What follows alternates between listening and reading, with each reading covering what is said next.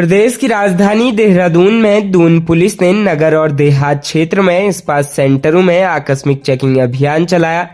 Checking अभियान के दौरान नियमों का उल्लंघन करने पर 25 इस्पात सेंटर संचालकों के खिलाफ पुलिस एक्ट के तहत चालानी कार्रवाई की गई। साथ ही सभी इस्पात सेंटर संचालकों को अपने यहाँ मौजूद दस्तावेजों को नियमित रूप से रखने के निर्देश दिए और अनियमितता सहित अवैध गतिविधियां पाए जाने पर कार्रवाई की चेतावनी दी। एसएसपी अजय सिंह के निर्देश पर आज सभी थाना क्षेत्रों में पुलिस की अलग अलग टीमों ने एक साथ इस्पात सेंटरों की आकस्मिक चेकिंग की। चेकिंग अभियान के दौरान पुलिस ने कुल 147 इस्पात सेंटरों की आकस्मिक चेकिंग की। इसी बीच सीसीटीवी कैमरा, आने जाने वाले ग्राहकों का मेंटेनेंस रजिस्टर और इस्पात में काम करने वाले कर्मचारियों के सत्यापन के संबंध में जानकारी ली गई। साथ ही सभी इस्पात संचालकों को अपना दस्तावेजों को रखने, इस्पात सेंटरों को नियमों के तहत ही संचालित करने और किसी भी प्रकार की अनियमितता या अवैध गतिविधियां मिलने पर सख्त कार्रवाई करने की हिदायत दी गई। अजय सिंह ने बताया कि आज नगर और देहात क्षेत्रों में इस्पात सेंटरों में चेकिंग के दौरान इस्पात सेंटर में अनियमितता पाए जाने पर 15 इस्पात सेंटरों के 81 पुलिस एक्ट और 10 इस्पात सेंटरों का 83 पुलिस एक्ट में चालान किया गया। प्रदेश में तीनों ऊर्जा निगमों की ओर से दिए गए 29% बढ़ोतरी के प्रस्ताव पर उद्योगपति काफी खफा है। उत्तराखंड विद्युत नियामक आयोग की जन सुनवाई में आए उद्योग संगठनों ने स्पष्ट कहा कि बिजली सस्ती करें, नहीं तो उद्योग यहां से पलायन कर जाएंगे। अध्यक्ष MM प्रसाद और सदस्य विधि अनुराग शर्मा की पीठ ने जन सुनवाई की। इसमें इंडस्ट्रीज एसोसिएशन ऑफ उत्तराखंड के अध्यक्ष पंकज गुप्ता ने कहा कि हर वर्ष बिजली दरों में बढ़ोतरी की जा रही है, यह चिंताजनक है। उद्योगों का काम इससे प्रभावित हो रहा है। उद्योगपति राजीव अग्रवाल ने कहा कि पिछले कुछ समय में यूपीसीएल की बिजली खपत घट रही है क्योंकि बिजली महंगी होने से लोगों का रूखापन सामने आ रहा है।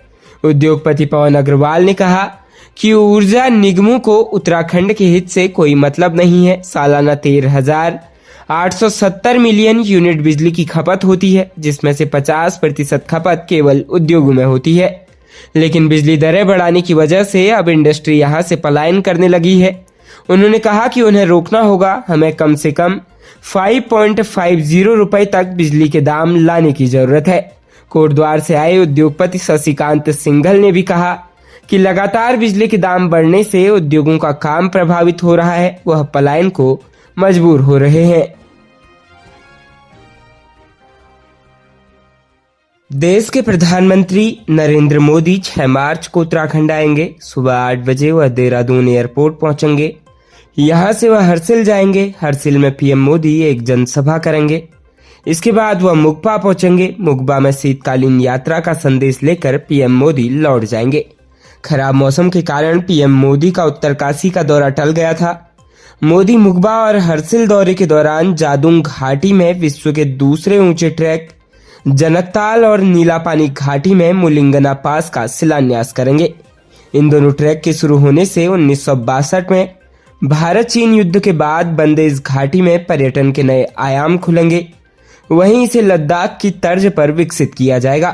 प्रधानमंत्री नरेंद्र मोदी के मुगपा हरसिल घाटी में प्रस्तावित दौरे में जनपद के पर्यटन को एक नया आयाम मिलने की उम्मीद जगी है। 1962 के युद्ध के बाद नेलांग और जादूंग सहित सोनम घाटी छावनी में तब्दील हो गई थी।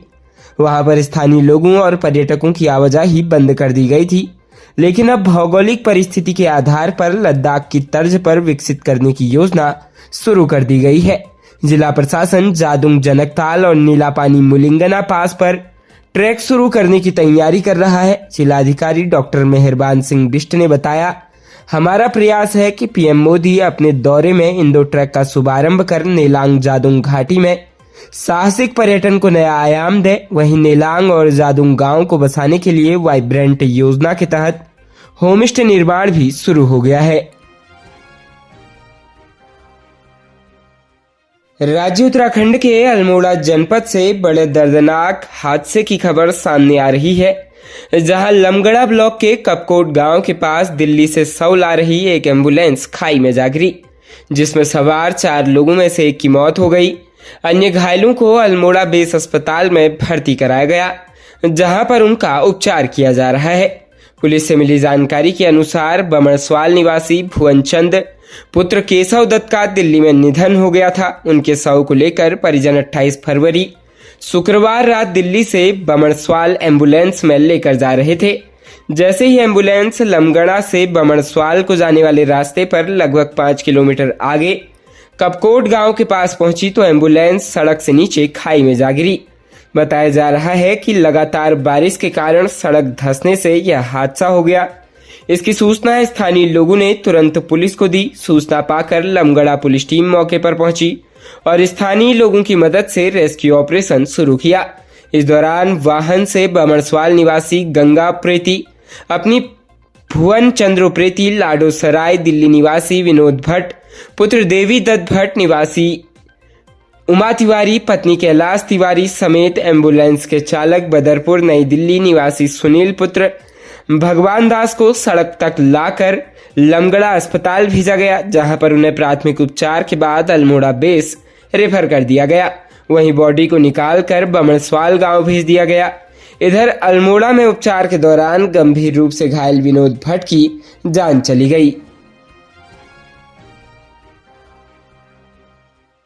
प्रदेश में स्वास्थ्य मंत्री डॉक्टर धन सिंह रावत ने एक बैठक में कहा कि प्रदेश भर में सरकारी अस्पतालों व स्वास्थ्य केंद्रों में लंबे समय से खाली चतुर्थ श्रेणी के 1300 पदों को शीघ्र भरा जाएगा। इसके लिए उन्होंने विभागीय अधिकारियों को सभी औपचारिकता पूरी कर आउटसोर्स के माध्यम से भर्ती प्रक्रिया शुरू करने के निर्देश दिए।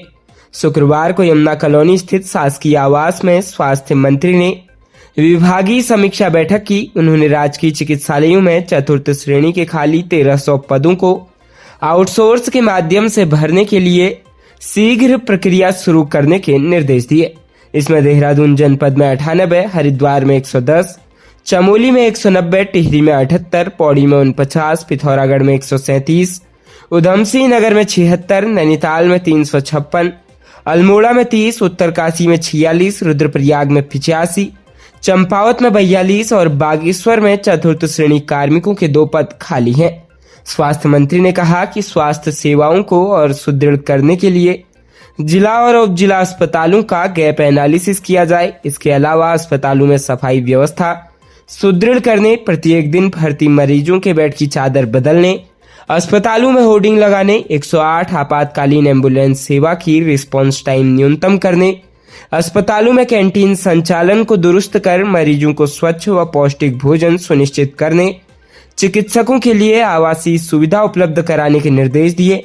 उन्होंने टीबी मुक्त भारत अभियान और एनीमिया मुक्त भारत अभियान को प्रभावी रूप से चलाने के लिए कार्ययोजना तैयार करने को कहा।